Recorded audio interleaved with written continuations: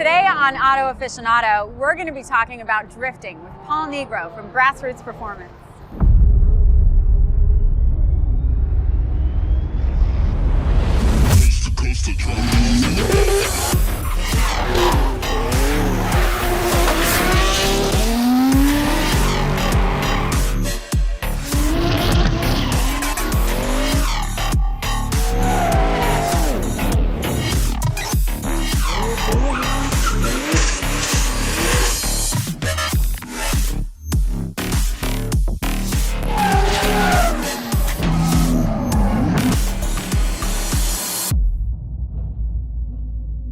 If you ask most people about the origins of drifting, they would probably tell you it all started back in Japan.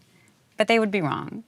No, the truth is, the style of driving that we call drifting actually got its start in the 1960s, in England.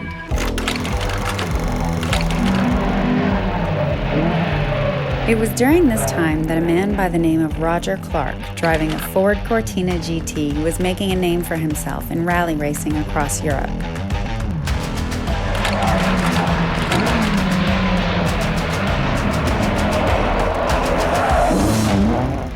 Clark went on to become the first British driver to ever win the World Rally Car Championship. It was his spectacular and fearless driving style that inspired famous motorcyclist turned racing driver Kunimitsu Takahashi. Takahashi took Clark's driving technique back to Japan and refined it even further, winning several championships and a legion of fans who enjoyed the spectacle of smoking tires. But the most recognized name in the sport belongs to Keiichi Tsuchiya, known as the Drift King.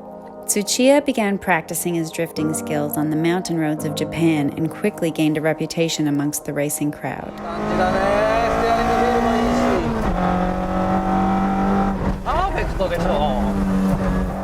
In 1987, several popular car magazines and tuning garages agreed to produce a video of Tsuchiya's drifting skills.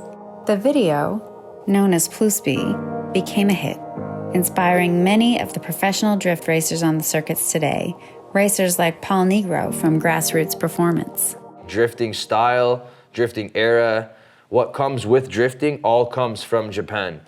Now, people say, okay, maybe that was taken from Roger Clark's style of driving in rally, but his style of driving in rally was still to go fast in that stage. Versus drifting, you're sideways the entire way you're getting judged. And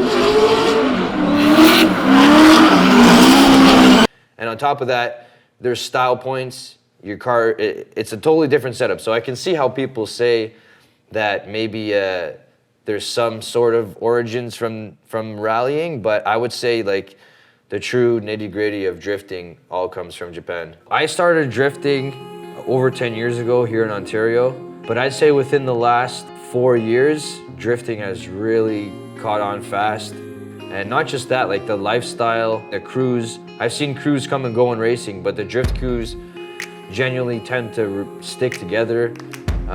It's cool to see a lot of the guys that I had started with now still going at it, 10, 15 years later, right? I was always into cars. My family, they were a big snowmobile family, so I kind of started off in snowmobiling at a really young age. I bought a racing go-kart. I enrolled myself in 2 different racing leagues, so I started in karting. Then as I got older, I got into Japanese cars. I was able to get my hands on a JDM vehicle, my 180SX. Street driving it fast, the car wanted to step out and get sideways. Obviously, I just let it hang a little bit more and more, and then I researched the sport.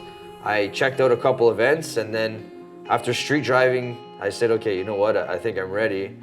Went to my first event with like the tires in the back of my car and all my tools, and I made it happen. And after that, I stuck with drifting for a long time.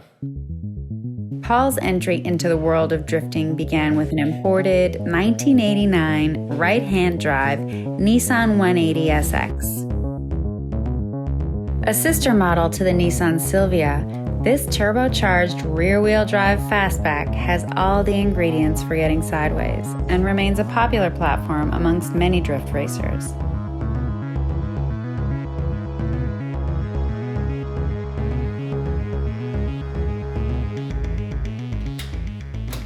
as soon as I could get a full-size car, obviously some street racing was involved, but I would like to say that I went straight to the track, and I realized there's no feeling. Everyone's going the same direction. There's no cops, and the respect when you're the fastest one at the track versus the street is like it's a totally different feeling.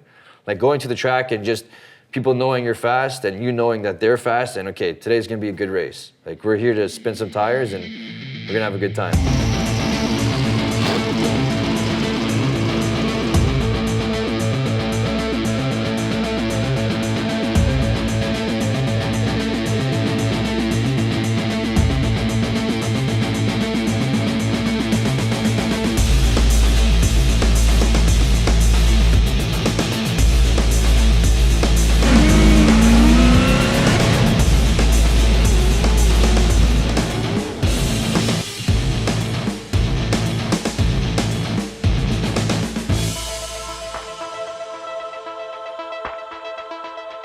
Aside from racing, Paul also runs Grassroots Performance, a Toronto-based shop that specializes in LS swaps and essential parts for high-performance cars, such as oil and cooling kits and track-proven components.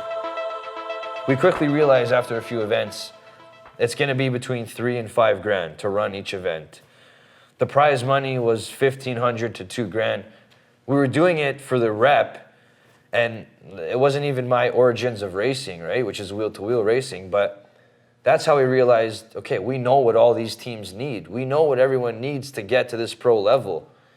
We built a car to compete in this pro level. Our car passed spec, no problem. It passed tech inspection with no issues, but we knew the cars had to be reliable, fast, and safe. So we started selling those parts to these teams. Our reputation was already there, and that's when we quickly jumped out of any professional racing and just started focusing on grassroots performance, how we're going to sell parts, how we're going to get people on the track for a cheap, reasonable cost with quality parts still. Today, Paul's taking part in the last drift competition of the season at Shannonville Motorsport Park.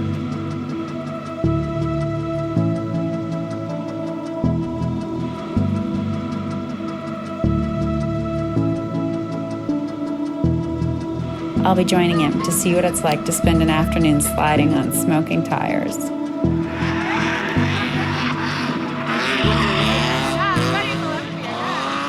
well, right now it's just open practice, so we can take it easy and get a feel for the layout. So we'll take it easy the first couple runs. I say we get out there right now.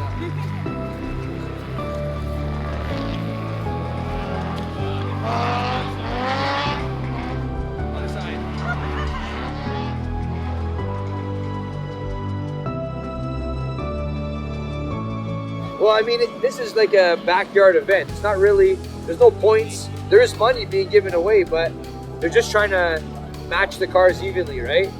And since I kind of just showed up with the car, they're like, okay, you're gonna race both crews. So it'll be fun, at least. That's the good part. So these tires I did about 3 laps on, so we lost some grip already, but we should have a couple practice ones left. Okay, thanks. Yeah, we'll try it out.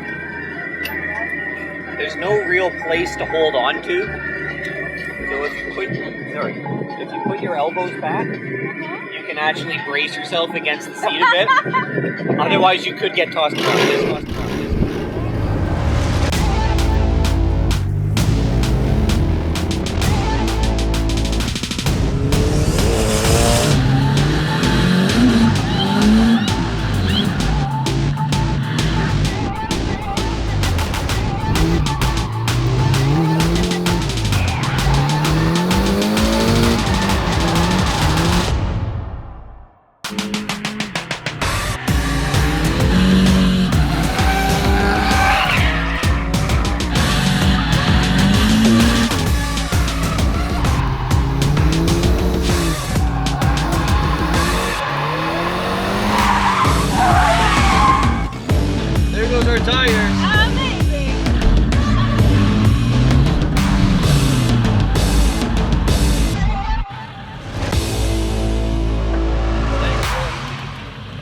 Fun run. Thank you for coming in with me. Thank you, buddy. when I fully lock it, when you let go of the wheel, it should fly back. And it wasn't doing that. So I spun a couple times just because I anticipated the swing back, but it never happened. So I think we got a little bit to work on the steering, but the car is good to go. Like, we just clean these things slick, so it's running pretty good. I can't complain. Drifting, I never meant for it to be competitive for myself to begin with. I just, I did it because it was fun. I did it because the car I had at the time, driving it fast and wanted to drift. And I did it because I was good too. So, I mean, all those things in a track day, there was no competing in it. It wasn't until later that I was losing my fix for competition that I'm like, the car's already smashed. It can't get any worse. I'm already fast. Might as well go fast and win some money or get some trophies, right? After a few adjustments to the steering and a quick change of tires, Paul hits the grid again to compete with other drivers, eventually taking home first prize.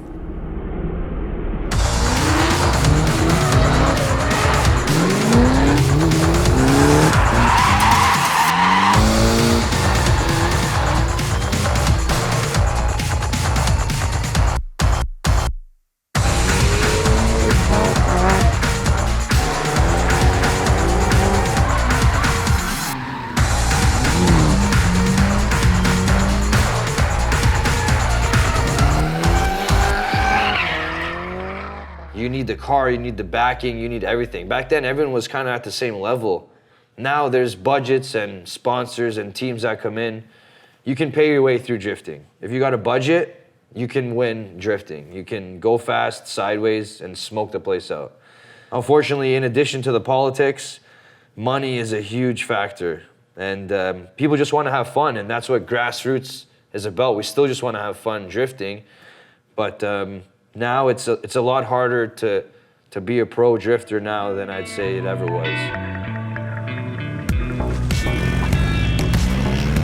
For more episodes of Auto Aficionado, make sure to like and subscribe, and let us know what you think in the comments. Until next time, stay tuned.